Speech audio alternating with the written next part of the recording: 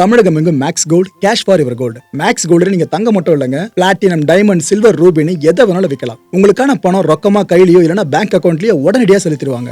Market மதிப்பை விட 100 ரூபாய் ஒரு கிராமுக்கு உங்களுக்கு கூடுதலா கிடைக்கும். தமிழ்நாடு முழுக்க டோர் ஸ்டெப் சர்வீஸும் இவங்க ப்ரொவைட் பண்றாங்க. உங்களுக்கு கோல்ட விற்கணும்னு அதுக்கு ஒரே ஒரு பெஸ்ட் பிளேஸ் மேக்ஸ் கோல்டு தான். கால் 04445454545. வணக்கம். Big topic with Karthik Mayakumar. Punjab நம்ம சிஎஸ்கே அடுத்த மேட்ச்ல அவங்கள ஃபேஸ் பண்ண போறோம் பாத்தீங்களா?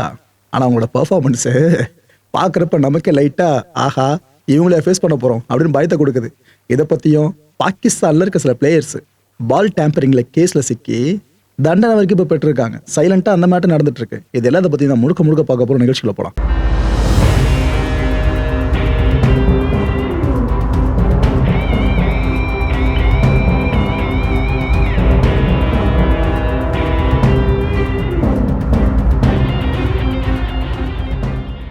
நேற்று நடந்த மேட்ச் ஜிடி வர்சஸ் பஞ்சாப். இந்த மேட்ச்ல ஃபர்ஸ்ட் பேட் பண்ண ஜிடி 162 ரன்ஸ் அடிச்சாங்க. சரி, 163 அடிச்சா வெற்றி, பஞ்சாபுக்கு கை வந்த கலதானே முடிச்சிருவாங்கன்னு நினைச்சா சூப்பரா போச்சு மேட்ச். 19th ஓவர் வரைக்கும் மேட்சை கொண்டு போனாங்க. 19.1 ஓவரில் தான் மேட்சே முடிஞ்சது. 7 விக்கெட்ஸ் இழந்த பஞ்சாப் 165 ரன்ஸ் அடிச்சாங்க. ஒரு கட்டத்தில் பஞ்சாப் கடந்து மேட்சை போற மாதிரி தான் இருந்துச்சு. ஆனா எப்படியோ ஒரு வழியை இழுத்து பிடிச்சிட்டாங்க. அது காரணம் கர்னலி. 22 வயசையான அந்த யங் பிளேயர் அடிச்ச அடி இருக்கு. அதுவும் அந்த சிச்சுவேஷன்ல 44 பந்துகளை 72 ரன்ஸ் அடிச்சு பொழந்தாப்புல கடைசி வரைக்கும் நின்று மேட்சை முடிச்சு கொடுத்திருந்தாரு. ஐபிஎல் டெபியூ மேட்ச் வேற அவருக்கு இது. இந்த மேட்ச்ல ஆட்ட நாயகன் விருது வேற யாருக்கும் இல்ல, கானலி அவர்களுக்கு தான். எப்பேற்பட்ட விஷயம் பார்த்தீங்கன்னா, டெபியூ மேட்ச்ல ஐபிஎல் ஆட்ட நாயகன் விருது. ஸ்ரேயாஸ் அவர்கள் மேட்ச் முடிஞ்சு என்ன சொன்னார் தெரியுமா? என்னங்க கானலி எப்படி ஆடுறாரு, அவர் ஆடின சில ஷாட்ஸ்லாம் பாக்குறப்ப இதெல்லாம் உண்மையிலேயே அடிக்க முடியுமா அப்படின்னு எனக்கு தோணுச்சு. அப்பேற்பட்ட ஷாட் ஒன்னொன்னும், அதுவும் ரஷீதை பொழந்தார்ல, இதெல்லாம் அமேசிங். பார்க்கும்போது எனக்கு அவ்வளோ கண்ணுக்கு குளிர்ச்சியா இருந்துச்சுன்னு ஷேயா சொல்லியிருக்காரு. ஒரு கிரேட்டஸ்ட் மைண்ட் செட்டை அவர்கிட்ட இருக்கிறது என்னால் உணர முடியுது. செம பிளேயர் பா கானலின்னு. இந்த பெஸ்ட் பிளேயர் அந்த பெஸ்ட் பிளேயர் சார்ந்து ஆஹா ஓகன் புகழ்ந்திருக்காரு. ஆனால் என்ன புகழ்ந்து என்ன பிரயோஜனம்? மேட்ச் முடிஞ்ச கையோடு ஃபைனை போட்டாங்க ஷேயாஸுக்கு. என்ன காரணம் தெரியுமா? Slow over rate. இது நடக்குதுனாலே கண்டிப்பா கேப்டனை பூச்சி பலிகடை வைக்கிறவங்கள 12 லட்சம் ரூபாய் ஷேயாஸுக்கு அபராதம் விதிக்கப்பட்டிருக்கு. இந்த ஒரு அடி மட்டும் இல்லைங்க ஷேயாஸுக்கு, இன்னொரு அடி வெயிட்டா ஊந்துச்சு பாருங்க. பார்க்கும்போதே தெரிஞ்சிருக்கும் எவ்வளோ பெயின்ல துடிச்சிருப்பாரு ஷேயாஸ் அப்படின்ட்டு. நேற்றுக்கு மேட்ச்ல கானலியோட பேட்டிங்க நல்லா ரசிச்சு பார்த்தபடியே நான் ஸ்ட்ரைக்கர் லைன்ல ஷேயாஸ் நின்றுட்டு இருந்தாப்ல.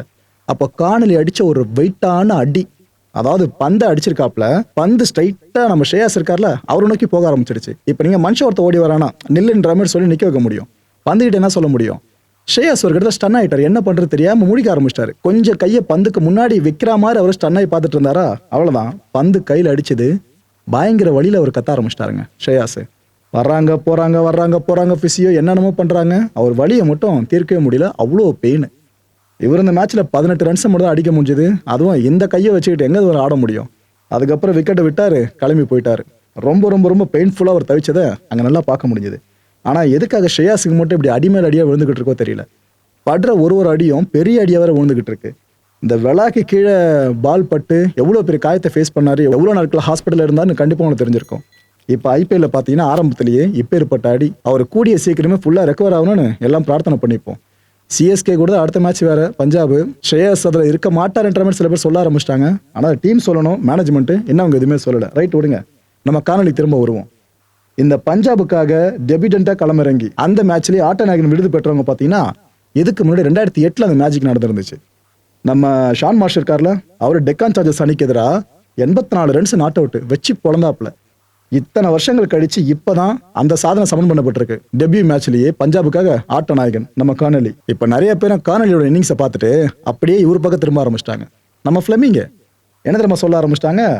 ஏன்பா ஆக்ஷன்ல நீங்க ட்ரையாச்சு பண்ணிருக்கலாமே கானலி எடுக்கிறதுக்கு, கையை கூட தூக்கலையே நீங்க அவ்வளவு அண்டர்ஸ்டிமேட் பண்ணிடலாம் அந்த பையனை. பாருங்க அந்த பையன் என்ன போல பொழந்துட்டு இருக்கான். நீங்க என்னன்னா அந்த ஆக்ஷன்ல போயிட்டு இந்த ஃபோல் கேஸ் ஷாட்டு இவங்களுக்கெல்லாம் பயங்கரமா பிட் பண்ணீங்க. அதுல கொஞ்சம் கரிசனத்தை இந்த பக்கம் கானலி காமிச்சிருந்தா நமக்கு ஒரு பெஸ்ட் பிளேயர் கிடைச்சிருப்பாரு. இதை நாங்க சும்மா ஒன்றும் சொல்லலைங்க ஃபிளமிங் சார். கானலியோட இன்டென்ட், பேலன்ஸ், கம்போஷர், இது 3 தான் இப்ப சிஎஸ்கே பிளேயர்ஸ்க்கு தேவை.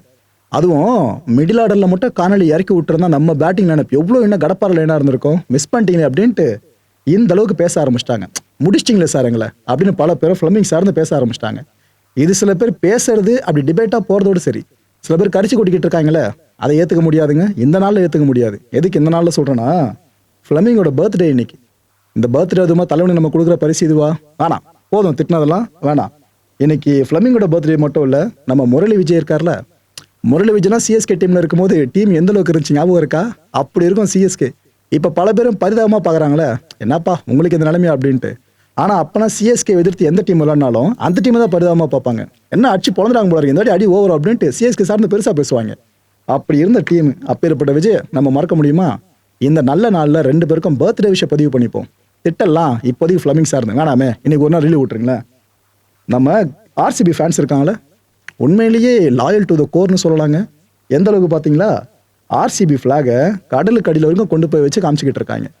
ஒரு முறை தான் கப் அடிச்சிருக்காங்க. ஆனால் அந்த ஒரு முறை கப் அடிக்க எவ்வளோ வருஷங்கள் தவறு இருந்தாங்க ஞாபகம் இருக்கா மக்களே? இவங்க கிட்ட சில விஷயம் கற்றுக்கலாம். எல்லா டீமோட ஃபாலோவர்ஸும் கற்றுக்கலாம், ஃபேன்ஸும். எந்த அளவுக்கு அவங்க சோபிக்க தவறுனாலும், டீம் பிளேயர் சோபிக்க தவறுனாலும் ஒரு எடிஷனில் கூட அவங்க விட்டு தர மாட்டாங்க ஆர்சிபி பிளேயர்ஸை. இப்படி இருக்கணும் ஃபேன்ஸ் அப்படின்னா. அதை விட்டு ஒரு சின்ன இஷ்யூ நடந்தாலே ஒட்டு மொத்தமாக போட்டு முச்சு விட்டு அடுத்த டீம் மாறுற நிறைய ஃபேன்ஸ் இருக்காங்களே, அவங்களுக்கு மத்தியில் இவங்க எப்போவுமே ஒரு சிம்ம சொப்பனம் தான், அதில் மாற்றுக்கிறதே இல்லை.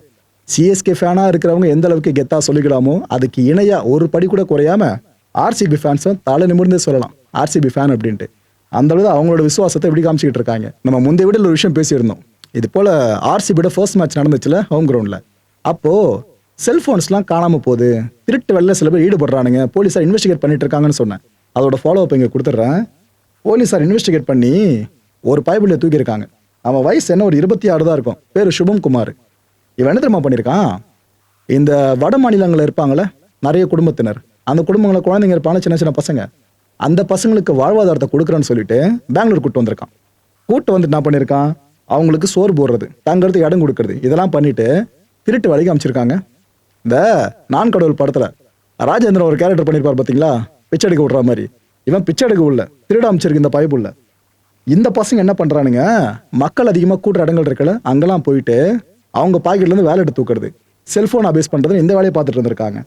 இப்போ ஃபர்ஸ்ட் மேட்ச் நடந்துல ஆர்சிபி மேட்ச், அங்கே கூட பல செல்ஃபோன்ஸ் மாயமானதா சொன்னல, இந்த பசங்க பார்த்த வேலை தான் அது.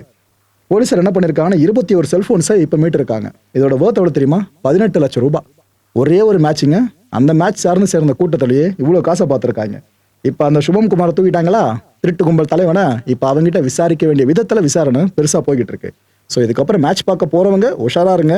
பொதுமக்கள் கூட்டம் அதிகமாக கூடுற இடங்கள்ல இருக்கவங்களும் உஷாராக இருந்துக்குங்க. இதனால பண்ணி எங்கே வேணாலும் நடக்கலாம். சிஎஸ்கே மேனேஜ்மெண்ட் அவங்களோட ட்ரெடிஷன் ஒன்று இருக்குல்ல, அதை பற்றி நானே இப்போ சொல்கிறேன். என்னன்னாக்கா அந்த டைமில் ஓகேவா, இப்போ இருக்கான்னு தெரியல அந்த ப்ராக்டிஸு, அந்த டைமில் இந்த மேட்ச் சார்ந்து நல்லா பெர்ஃபார்ம் பண்ணுறவங்களுக்கு பிசிசிஐ இந்த ப்ரைஸ் சார்ந்து அனௌன்ஸ் பண்ணுவாங்க பார்த்தீங்களா, அந்த ப்ரைஸ் அமௌண்ட்டை விட அதிகமாக நாங்கள் டபுளாக தரோம். நீங்கள் நல்லா பெர்ஃபார்ம் பண்ணுறீங்க அப்படின்னா இது உங்களுக்கான பரிசுன்னு சொல்லிட்டு சிஎஸ்கே பிளேயர்ஸை அவ்வளோ உத்வேகம் பண்ண மேனேஜ்மெண்ட் தான் நம்ம மேனேஜ்மெண்ட்டு. அப்போ ஏற்பட்ட மேனேஜ்மெண்ட்டு இப்போ விழிப்பெதுங்கி நின்றுக்கிட்டு இருக்காங்களே, என்னடா இது போன வருஷமும் ஒரு மாதிரி விளையாண்டாங்க நம்ம பசங்க, சரி ஃபேன்ஸ் ஓரளவுக்கு தாக்கு பிடிச்சிட்டு இருக்காங்க, இன்னும் நம்மளை டவுன் பண்ணாமல், இந்த வாட்டி ஆரம்பமே இப்படி இருக்கே அப்படின்னு யோசிக்க ஆரம்பிச்சிருக்காங்க நம்ம மேனேஜ்மெண்ட்டு. இவங்க இந்த முறை புதுசாக ஒரு விஷயத்தை யோசிச்சே ஆகணுங்க. வீரர்களுக்கு புத்துயிர் கொடுக்குற மாதிரி சம்திங் எதனா புதுசாக யோசிச்சே ஆகணும். அப்பேற்பட்ட கட்டாயத்தில் தான் இப்போ சிஎஸ்கே மேனேஜ்மெண்ட் தள்ளப்பட்டிருக்கு. இன்னொரு பக்கம் நம்ம கேப்டன் ருத்து ஃபர்ஸ்ட் மேட்ச்சில் அந்த ஒரு ஷாட்டே ஆடி இருக்க வேணாம், தேவையில்லாமல் ஆடினார்ல, ஸ்டெம்பு பொழந்துச்சுல. அப்பேற்பட்ட ருத்துவோட அந்த ஹார்ட் பிரேக் இருக்குல்ல, அதை நாம தெளிவாக புரிஞ்சுக்கணும்னு நினைக்கிறேன். கரைச்சி கொட்டது ஒரு பக்கம் இருந்தாலும் இன்னொரு பக்கம் நம்ம கேப்டன் நம்ம பேக் பண்ணாமல் வேற யார் பேக் பண்ணுறது. ப்ராக்டிஸ் செஷனில் எந்த அளவுக்கு கீனாக வாட்ச் பண்ணிட்டு இருக்காரு தெரியுதா, கண்ணில் தெரியுது அந்த வெறி. அடுத்த மேட்ச்சில் ஆவலோடு எதிர்பார்க்குறேன். சஞ்சு செஞ்சுரி போடுறாரோ இல்லையோ, ருத்து ஒரு பெரிய ஆங்கர் ரோலை பண்ணணும்னு எதிர்பார்க்குறேன். பார்ப்போம் இந்த ப்ராக்டிஸ் எல்லாம் அடுத்த மேட்ச்சில் வெளிப்படுதான்னு சொல்லிட்டு. இன்னொரு பக்கம் பிரவிஸ் கண்டா வர சொல்லுங்கன்னு எல்லாரும் காத்துட்டு இருக்கிறது இந்த ஒரு பிளேயருக்காக தான். பல பேரை நினச்சிட்டு இருக்கிறது பிரவிஸ் இன்னும் டீம் கூட ஜாயினே பண்ண நினச்சிட்டு இருப்பீங்க, வந்துட்டாரு. இன்ஃபேக்ட் ராஜஸ்தான் மேட்ச் நடந்துச்சுல, அப்போ கூட டக் அவுட்டில் உட்காந்துட்டு இருந்து வேற யாரும் இல்லை, நம்ம பிரவிஸ் தான். மேட்ச் முடிஞ்சதுக்கப்புறம் சிஎஸ்கே ஜெர்சியில் அவரை பார்க்க முடிஞ்சுது. ஆனால் மேட்ச்சில் மட்டும் சிஎஸ்கே ஜெர்சி போட்டு ஒரு களமிறங்கி இருந்தால் யோசிச்சு பாருங்களேன் எந்த அளவுக்கு பிரேக் த்ரூ நம்மளுக்கு கிடைச்சிருக்கலாம்னு சொல்லிட்டு. ஸோ பிரவிஸ் கிட்ட இருந்து ஒரு சர்ப்ரைஸான செய்தி வரும்னு எதிர்பார்க்குறேன். அதாவது பிளான் பண்ணதை விட முன்னாடியே நான் போட்டிகளை களமிறங்கன்னு சொல்லிட்டாருன்னா அதை விட நல்ல செய்தி வேறு என்னங்க இருக்க போகுது சிஎஸ்கே ஃபேன்ஸுக்கு.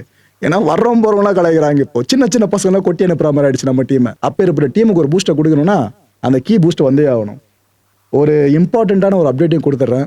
நம்ம கிளென் மேக்ஸ்வெல் இவரோட இன்னிங்ஸை மறக்க முடியுமா? அதுவும் வேர்ல்ட் கப்பில் அந்த காலை வச்சுக்கிட்டு ஒரு அடியை யாருக்கு மேலே அடிச்சிருக்க முடியுமா எந்த ஒரு பிளேயரும்? அப்பே ஏற்பட்ட பேட்டர், நிறைய பேருக்கும் பிடிச்ச பேட்டர் மேக்ஸ்வெல். ஹேட்டர்ஸே பெருசாக இல்லாத பேட்டர்னா அது நம்ம மேக்ஸ்வெல் தான். அப்பேற்பட்ட மேக்ஸ்வெலோட சகாப்தம் முடிவுக்கு வருமோன்ற ஒரு ஐயம் எழ ஆரம்பிச்சிருக்கு. என்ன இருக்குன்னா, இந்த 2026-27க்கான இந்த ஆஸ்திரேலியா அணியோட ஆண்டு ஒப்பந்தம் இருக்குல்ல, ஆனுவல் கான்ட்ராக்ட், இதுல மேக்ஸ்வெல் பேரை தூக்கிட்டாங்க. பேரே இல்லைங்க அதுல. ஏற்கனவே போன வருஷம் ஜூன் மாசம் வாக்கிலேயே ஓடிஐ போட்டியில விளையாட மாட்டேன்னு அவர் ஓய்வு அறிவிச்சிட்டாரு. சரி, T20 அதிகமாக ஃபோக்கஸ் பண்ணுவார்னு பார்த்தா இப்போ அதில் ஒரு பேரை சேகாம விட்டுருக்காங்க. டீக்ரேட் பண்ணுறாங்களா இல்லை அடுத்தடுத்த வாய்ப்புகள் சார்ந்து யோசிக்க ஆரம்பிச்சிட்டாங்களா என்னவோ. ஸோ கூடிய சீக்கிரம் சர்வதேச T20 சார்ந்தும் மேக்ஸ்வெல் இருக்க மாட்டாருன்ற மாதிரி தான் தகவல் வெளியாகிட்டு இருக்கு. இந்த நடந்து முடிஞ்ச T20 வேர்ல்ட் கப்பில் கூட ஸ்குவாட்ல அவரோட பேர் இருந்துச்சு, அது கண்டிப்பாக அவனுக்கு தெரிஞ்சிருக்கும். ஸோ மேக்ஸி T20ல நம்ம மிஸ் பண்ணுவோங்க. மேபி அவர் முடிவு எடுக்கிறாருன்னா மிஸ் பண்ணுவோம். ஆனால் ஐபிஎல் சார்னு ஒரு பரிணமிப்பார், அதில் மாற்ற கருத்து இல்லை. பட் ஐபிஎல்லாம் அவருக்கான இம்பார்ட்டன்ஸ் இருக்குல்ல, அது எந்த அளவுக்கு டவுனாக இருக்குது யோசிக்க முடியுது அவங்களால. சரி ரைட்டு, பாகிஸ்தான் பெரிய பஞ்சாயத்து ஒரு பெரிய வேலையாக பார்த்து விட்டு போயிருக்காங்க. என்ன இருக்கு, இப்போ நம்ம நாட்டில் ஐபிஎல் நடக்குதுல்ல, இதே போல் பாகிஸ்தானில் பிஎஸ்எல்னு நடக்கும், பாகிஸ்தான் சூப்பர் லீக்னு சொல்லிட்டு. இதில் 2 டீம்ஸ் மோதினாங்க, கராச்சி கிங்ஸ் அண்ட் லாகூர் குவாலண்டர்ஸ்னு சொல்லிட்டு. எங்கள் லாகூரில் நடந்த மேட்ச். இந்த மேட்ச்சில் ஃபைனல் ஓவரில் பார்த்தீங்கன்னா ஒரு 14 ரன்ஸ் தேவைப்படுது. எது இந்த கராச்சி கிங்ஸ் பார்த்தீங்கன்னா அவங்க ஜெயிக்கிறதுக்கு அவங்க தான் பேட் பண்ணிட்டு இருக்காங்க. அப்போ இந்த ஃபக்கர் இருக்கார்ல, இந்த குவாலண்டர்ஸ் டீமோட பிளேயரு, இவர் லாஸ்ட் ஓவரை போடுறதுக்கு முன்னாடி இந்த பவுலர் கிட்ட பேசுவாங்க பார்த்தீங்கன்னா சக வீரர்கள்லாம். கேப்டன் யார் நினைக்கிறீங்க? ஷஹீன் அஃப்ரிடி இந்த டீமுக்கு. இன்னொரு பக்கம் ஹாரிஸ் ராஃப் பவுலர். இந்த 2 பேர் இருக்காங்க. அங்கே வந்து ஃபக்கர் பேசிட்டு இருக்காரு. பேசிக்கிட்டே இருந்த ஃபக்கர் ஒரு இடத்துல என்ன பண்ணிட்டாரு, பந்து இருக்குல்ல அதை எடுத்து கையில் தேய்க்க ஆரம்பிச்சிட்டாரு. இது அது இல்லை, ஸ்மித்து அந்த காட்சி ஞாபகம் இருக்கா மக்களே உங்களுக்கு? அதை அப்படியே லிட்டரலாக பார்க்குற மாதிரி இருந்துச்சு. இது நம்ம மட்டும் பார்க்கல, கேமரா ஃபுல்லாக எல்லாத்தையும் கேட்ச் பண்ணிடுச்சு. ஒரு இடத்துல அம்பையருக்கு டவுட் வந்துருச்சு, என்ன பந்தில் ஏதோ பண்ணுறாப்ல அப்படின்ட்டு. உடனே அம்பையர் நான் பண்ணுற போட்டியை பட்டு நிறுத்திட்டு அம்பையர் ஃபைசல் அஃப்ரிடி என்ன பண்ணிட்டாப்ல, ஏதோ பண்ணியிருக்கீங்க நான் பார்க்கணும் அப்படின்ட்டு பந்தை ஃபுல்லாக சோதனை பண்ணி பார்க்குறாரு. பார்த்தா பந்தில் டேமேஜ் ஏற்பட்டிருக்குது கிளியராக தெரியுது. அவ்வளோதான். இதுக்கப்புறம் இந்த இன்னொரு அம்பையர் இருப்பார்ல களத்தில், சாய்கர், இவரை கூப்பிட்டு பேசுறாரு. கூப்பிட்டு பேசி 2 பேரும் முடிவு பண்ணி இந்த குவாலண்டர்ஸ் டீம் இருக்குல்ல, இவங்களுக்கு 5 ரன்ஸ் அபராதமாக விதிச்சாங்க. அபராதம்னா என்ன அர்த்தம்? கராச்சி கிங்ஸ் டீமுக்கு இந்த 5 ரன்ஸ் போயிடுச்சுன்னு அர்த்தம்.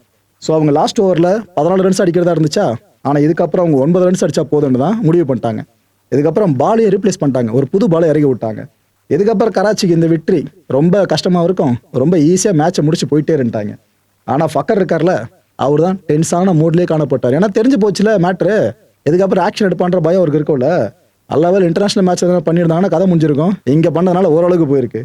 ரோஷன் மஹானமா மேட்ச் ரெஃப்ரி, இவர் என்ன சொல்லிட்டாரு, ஆர்டிகல் 214 இந்த பிஎஸ்எல் கோட் ஆஃப் கண்டக்ட் இருக்குல்ல, இதை பேஸ் பண்ணி லெவல் 3 அஃபென்ஸை இவர் பண்ணியிருக்காருன்னு ஃபக்கர் சார்னு அவர் குற்றச்சாட்டை முன் வச்சிட்டாரு. அண்ட் விசாரணை நடக்கும்போது கில்ட்டின்ற விஷயமும் கிட்டத்தட்ட கன்ஃபார்மாக ஆயிடுச்சு. இவர் ஆர்டிகல் 41(3 இந்த பிஎஸ்எல் பிளேயிங் கண்டிஷன்ஸ் இருக்குல்ல, அதாவது இந்த பால் சார்ந்து எந்த டேமேஜும் பண்ணிடக்கூடாது, இது எல்லாத்தையும் ப்ராஹிபிட் பண்ணும், அந்த கண்டிஷன்ஸ் அவர் மீறிட்டார் சொல்லிட்டு அடுத்தடுத்த குற்றச்சாட்டுகள் ஹெவியாக முளைக்கவே கில்ட்டின்ற விஷயம் 90% கன்ஃபார்ம் ஆயிடுச்சு. இது அஃபிஷியலாக சொல்லணும்ல, அதுக்காக ஃபுல்லாக ப்ரொசீடிங்ஸ் நடக்கும் பார்த்தீங்களா. இதில் ஆன்ஃபீல்டு அம்பையர்ஸ் சைக்கத் அண்ட் ஃபைசல், அப்புறம் டிவி அம்பையர் ஆசிப் யாக்கூப், அப்புறம் 4th அம்பையர் தாரிக்னு இவங்க எல்லாரும் கை காமிச்சது ஃபக்கர் தான். ஏன்பா நீ தப்பு பண்ணியிருக்க ஒத்துக்கோன்னு, எதுக்கு இவ்வளோ தூரம் போச்சு நான் எடுத்துக்கிட்டு வளவலன்னு ஃபக்கர் ஒத்துக்கவே இல்லை. ஏங்க நானும் அதுவுமே பண்ணலன்ட்டு பொய் மேலே பொய்யை சொல்லிக்கிட்டே இருந்திருக்காப்ல. இதை பற்றி டீமோட கேப்டன் கிட்டே அந்த பவுலர் கிட்டேயும் கேட்டாங்க. ஏன்னா அவங்க தானே 2 பேர் இருந்தாங்க இவர்கிட்ட, அந்த ஷஹீன் கிட்டையும் ரவுஃப் கிட்டையும் கேட்டாங்க. அவங்க கை விரிச்சிட்டாங்க. அப்படி பண்ணாரா எங்களுக்கு தெரியாது அப்படின்ட்டு அவங்க நைஸாக ஒதுங்கிட்டாங்க. கட்சியில் மாட்டினது யார் தெரியுமா? ஃபக்கர் மட்டும்தான். இந்த ப்ரொசீடிங்ஸ் நடந்துச்சுல, இதில் கேப்டன் ஷஹீன் அஃப்ரிடி, அப்புறம் இந்த டீமோட director Sameen Rana, team manager Farooq அன்வர்னு எல்லாரையும் கூப்பிட்டாங்க. ஃபுல்லாக விசாரணை போச்சா, 48 மணி நேரங்கள் ஆச்சு இவங்க முடிவு எடுக்கிறதுக்கு. அதுக்கப்புறம் எடுத்த முடிவு என்ன தெரியுமா? பாகிஸ்தான் கிரிக்கெட் போர்டு தரப்புலேருந்து சொல்லிட்டாங்க, ஏன்ப்பா நீ அடுத்த 2 மேட்ச் ஆடாத இந்த பிஎஸ்எல்ல அப்படின்னு. அவரை இப்போ 2 போட்டிகளை சஸ்பெண்ட் பண்ணிட்டாங்க. ஐபிஎல் மாதிரி நம்ம நடத்தணும்னு நினைக்கிறது தப்பு இல்லை, ஆனால் ஒழுங்காக நடத்தணும்ல. ஓகே, இந்த கான்டென்ட்டை பொறுத்தவரைக்கும் மனசில் ஒரே ஒரு வினா இருக்குது, முடிஞ்சதுக்கான பதில்களை கீழே கமெண்ட் செக்ஷனில் கமெண்ட்டாக லீவ் பண்ணுங்க. சிஎஸ்கே ரசிகர்கள் இப்போ தோனியை ரொம்ப மிஸ் பண்ணுறீங்களோ, அது எதுக்காக தெரிஞ்சுக்கலாமா? ஏன்னா 1008 காரணங்கள் இருக்குது. பிகாஸ் போன வாட்டியே ஒரு சில பேர் சொன்னது, எம்எஸ் தோனி ஏன் ப்ரோ உடம்ப வருத்தி இந்த அளவுக்கு களத்தில் இருக்க, நமக்காக கொஞ்சம் அந்த மனுஷனை ஃப்ரீயாக விட்டுருவோமே, வேற ஒரு பிளேயரை ரீப்ளேஸ் பண்ணுவோமே, அவர் மென்டாராக டீமுக்குள்ளே வந்தோட சந்தோஷம் தான் அப்படின்னு சொல்லிட்டு இருந்த குரல்களை இப்போ கேட்க முடிஞ்சது. ஆனால் இந்த சீசன் ஆரம்பிச்சிடும் தோனி நம்ம களத்தில் நம்ம பார்க்கல பார்த்தீங்களா. அது நம்ம வாங்கின அடி இருக்குது பார்த்தா ராஜஸ்தான் கிட்ட, மறக்க முடியுமா? அதனால் இந்த நேரத்தில் இந்த கேள்வியை கேட்குறேன், எம்எஸ்டியை நம்ம ரொம்ப மிஸ் பண்ணுறோமோ, காரணம் என்ன? அடுத்த நிகழ்ச்சி சந்திக்கலாம். நன்றி, வணக்கம். தமிழகம் எங்கும் Max gold, cash for your gold. Max gold நீங்க தங்க மட்டும் இல்லைங்க, பிளாட்டினம், டைமண்ட், சில்வர், ரூபினி எதை வேணாலும் விற்கலாம். உங்களுக்கான பணம் ரொக்கமா கையிலயோ இல்லைன்னா பேங்க் அக்கௌண்ட்லயோ உடனடியாக செலுத்திடுவாங்க. மார்க்கெட் மதிப்பை விட 100 ரூபாய் ஒரு கிராமுக்கு உங்களுக்கு கூடுதலா கிடைக்கும். தமிழ்நாடு முழுக்க டோர் ஸ்டெப் சர்வீஸை இவங்க ப்ரொவைட் பண்றாங்க. உங்களுக்கு கோல்ட விற்கணும்னு அதுக்கு ஒரே ஒரு பெஸ்ட் பிளேஸ் மேக்ஸ் கோல்டு தான். கால் 04445454545. என் அன்பார்ந்த மாயம் ஸ்டுடியோஸ் நேயர்களே, மாயம் பக்தின்னு ஆன்மீகத்துக்காக பிரத்யேகமா ஒரு சேனலை கொண்டு வந்திருக்கோம். மறக்காம சப்ஸ்கிரைப் பண்ணி அந்த சேனலுக்கு உங்களோட ஆதரவை மனப்பூர்வமா தெரிவிங்க. வணக்கம் மாயம் ஸ்டுடியோஸ் நண்பர்களே. மாயம் ட்ரெண்ட்ஸ் அப்படின்ற ஒரு புதிய ஃபேஸ்புக் பேஜை ஓப்பன் பண்ணியிருக்கோம். நீங்கள் யூடியூப்பில் பார்த்துட்டு இருக்கீங்களா நம்மளோட கான்டென்ட்ஸ்லாம். இதெல்லாம் விட ஒரு படி மேலே ரொம்ப கிறிஸ்பாகவும் ரொம்ப சூப்பராகவும் நிறைய கான்டென்ட்ஸ் உங்களுக்கு இந்த பேஜில் காத்துட்ருக்குங்க. ஸோ உடனடியாக ஃபேஸ்புக் பிளாட்ஃபார்ம் போங்க, மாயம் ட்ரெண்ட்ஸ்னு டைப் பண்ணி சர்ச் பண்ணி நம்ம பேஜை ஃபாலோ பண்ணுங்கள். அப்படியே நம்ம சேனலையும் நீங்கள் சப்ஸ்கிரைப் பண்ணிட்டீங்க அப்படின்னா இன்னும் நிறைய புது கான்டென்ட்ஸை உங்களுக்காக ப்ரொடியூஸ் பண்ணி கொடுத்துக்கிட்டே இருப்பாங்க. நீங்கள் பண்ணுற ஒவ்வொரு சப்ஸ்கிரிப்ஷனும் எங்களுக்கு பெரிய மோட்டிவேஷனாக அமையும்.